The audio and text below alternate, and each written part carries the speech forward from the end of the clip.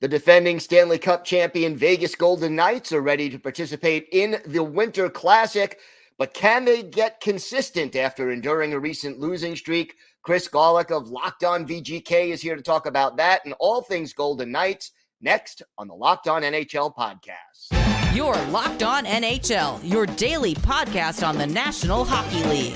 Part of the Locked On Podcast Network, your team every day.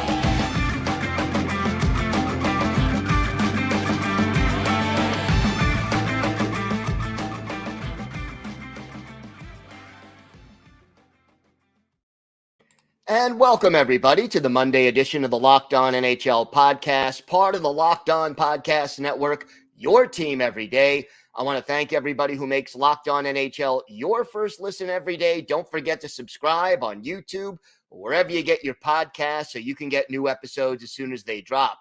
Today's episode is brought to you by FanDuel. Make every moment more. Right now, new customers get $150 in bonus bets with any winning $5 moneyline bet. That's $150 if your team wins. Visit FanDuel.com/lockedon to get started. With the Winter Classic approaching, it is my pleasure to welcome back to the show the co-host of Locked On Vegas Golden Knights, Chris Gawlik. And Chris, how excited is the organization and the fan base about being in the Winter Classic this year?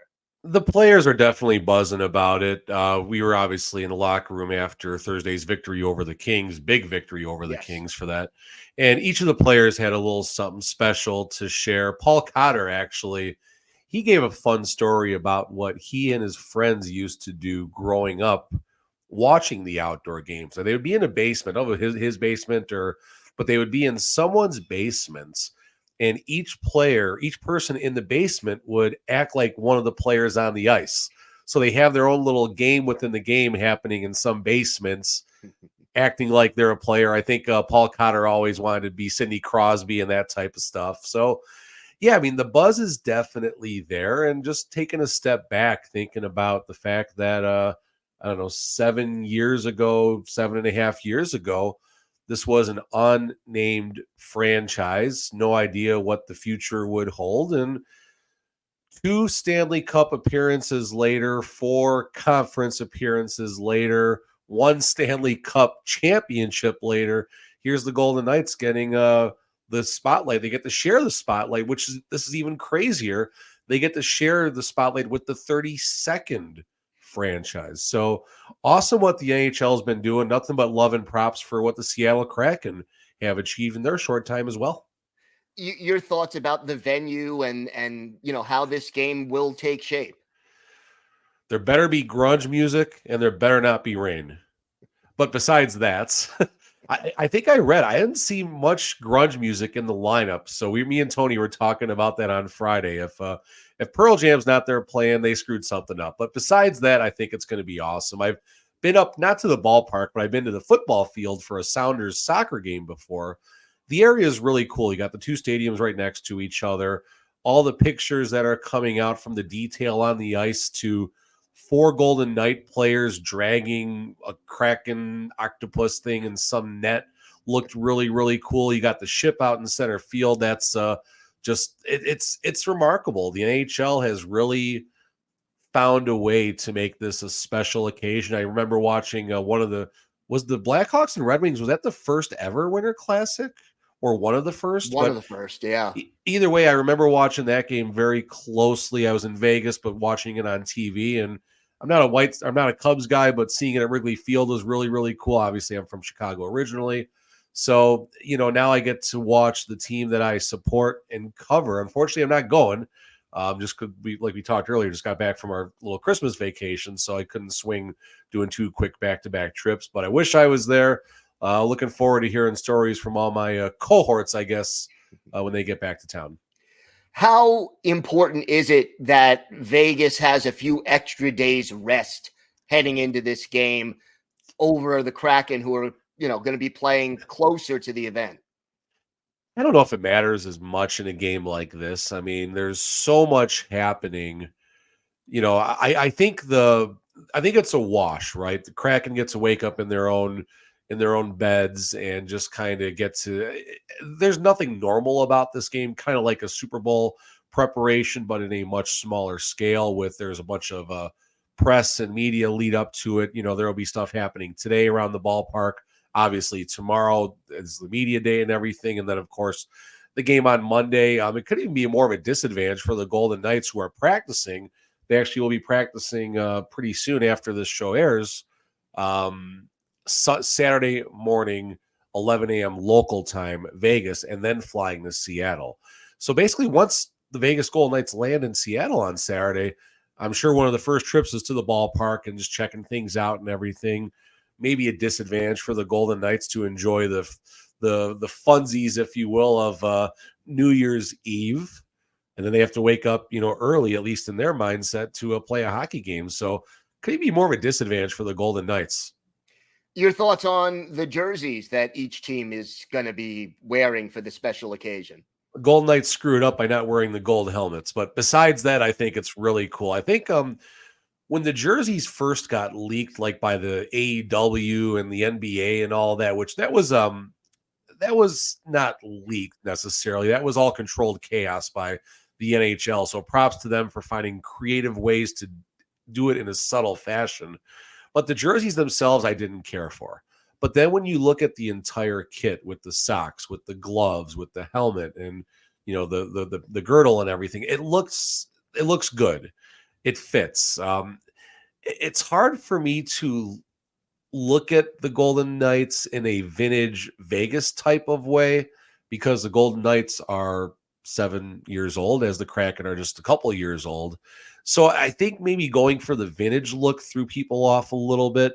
But from a totality perspective, you got the Western wear thing happening. The Golden Knights Paul Cotter might have leaked potentially what the player's arrival will look like. I think it's going to be like a Western wear type of thing. And somebody actually suggested on one of my sports card streams, one of my business, I guess, are the Kraken actually going to show up like dressed as fishermen and stuff like that? Because that's obviously what the promo videos have been. I think that'd be a really cool thing if that's how both teams' arrivals were. Yeah, should be interesting. You mentioned the win over the Kings. It ended a 4-game losing streak. What went wrong during that slump? What was the problem? I mean, every team goes through tough patches during the season, but this is unusual for this team.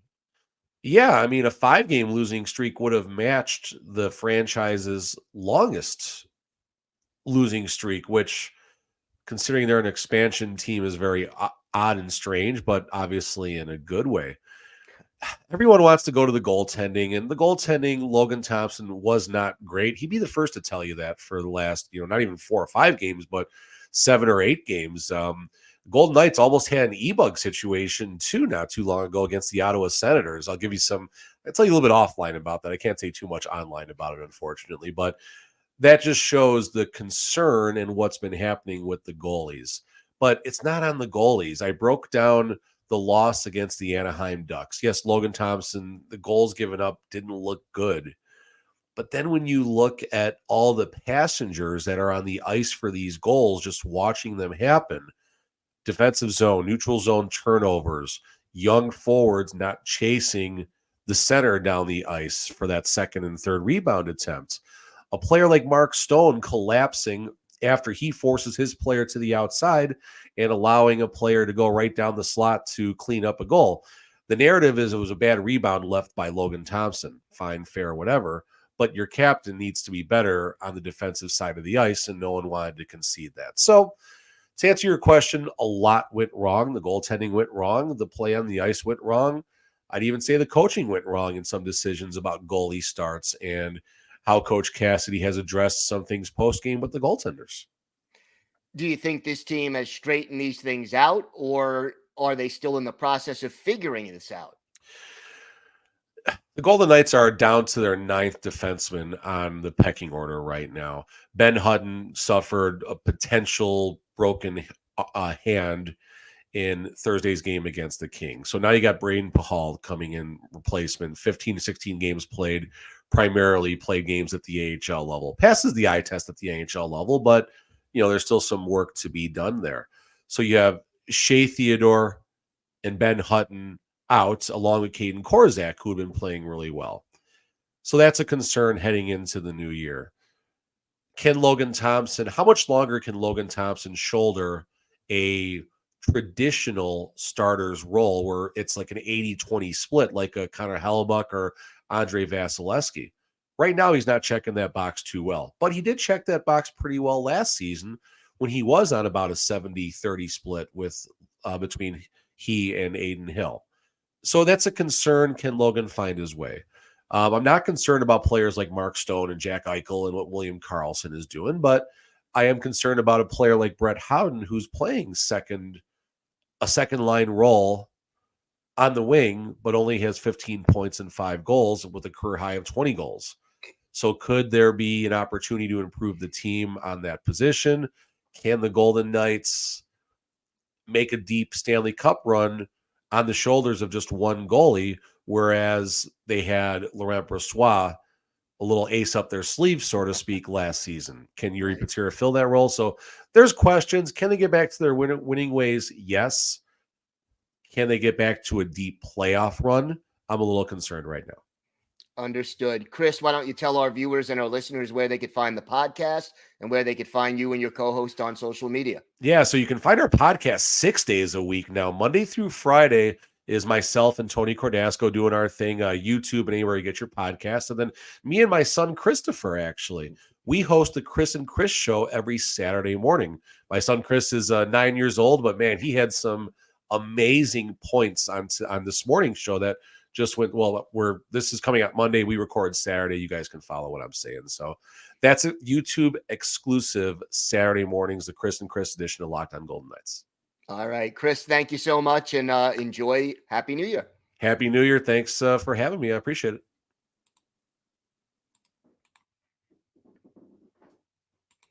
Today's episode is brought to you by your friends at FanDuel. The NFL regular season is wrapping up, but there's still time to get in on the action with FanDuel, America's #1 sportsbook. Right now, new customers get $150 in bonus bets guaranteed when you place a $5 bet. That's $150 in bonus bets, win or lose. The app is so easy to use, and there are so many different ways to bet, like live same-game parlays, find bets in the new Explore tab, or make a parlay in the Parlay Hub, the best way to find popular parlays, and a lot more. And it's not just the NFL.